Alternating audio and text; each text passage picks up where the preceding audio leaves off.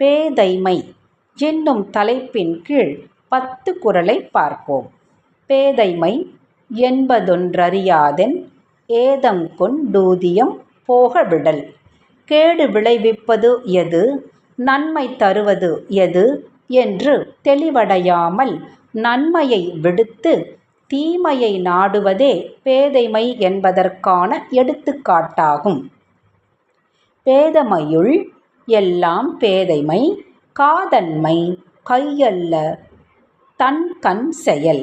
தன்னால் இயலாத செயல்களை விரும்பி அவற்றில் தலையிடுவது என்பது பேதைமைகளில் எல்லாம் மிகப்பெரிய பேதைமை ஆகும். நாணாமை நாடாமை நாரின்மை யாதொன்றும் பேணாமை பேதை தொழில். வெட்கப்பட வேண்டியதற்கு வெட்கப்படாமலும் தேட வேண்டியதை தேடிப் பெறாமலும் அன்பு காட்ட வேண்டியவரிடத்தில் அன்பு காட்டாமலும் பேணி பாதுகாக்கப்பட வேண்டியவற்றை பாதுகாக்காமலும் இருப்பது பேதைகளின் இயல்பாகும். ஓதி உணர்ந்தும் பிறர் குறைத்தும் தானடங்கா பேதையிற் பேதையார் இல். படித்தும் படித்ததை உணர்ந்தும் உணர்ந்ததை பலருக்கு உணர வைத்தவர்கள் தாங்கள் மட்டும் அவ்வாறு நடக்காமல் இருந்தால் அவர்களை விட பேதைகள் யாரும் இருக்க முடியாது. ஒருமை செயலாற்றும் பேதை எழுமையும் தான்பு கழுந்தும் அலறு.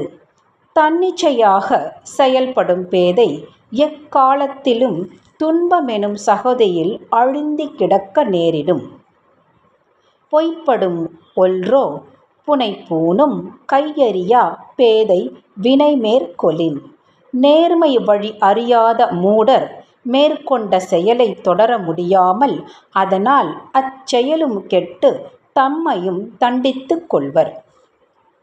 ஏதிலார் ஆர தமர்பசிப்பர் பேதை பெரும் செல்வம் உற்ற கடை. அறிவில்லா பேதைகளிடம் குவியும் செல்வம் அயலார் சுருட்டிக் கொள்ள பயன்படுமேயல்லாமல் பசித்திருக்கும் பாசமுள்ள சுற்றத்தாருக்கு பயன்படாது. மையல் ஒருவன் களித்தற்றார் பேதைதன் கையொன்றுடைமை பெறின். நல்லது கெட்டது தெரியாதவன் பேதை. அந்த பேதையின் கையில் ஒரு பொருளும் கிடைத்துவிட்டால் பித்து பிடித்தவர்கள் கல்லையும் குடித்துவிட்ட கதையாகிவிடும். பெரிதினிது பேதையார் கேண்மை பிரிவின்கண் பீழை தருவதொன்றில். அறிவற்ற பேதைகளுடன் கொள்ளும் நட்பு மிகவும் இனிமையானது. ஏனென்றால் அவர்களிடமிருந்து பிரியும் போது எந்த துன்பமும் ஏற்படுவதில்லை. கழா அக்கால் பள்ளியுள் வைத்தற்றார் சான்றோர் குழா அத்து பேதை புகழ்.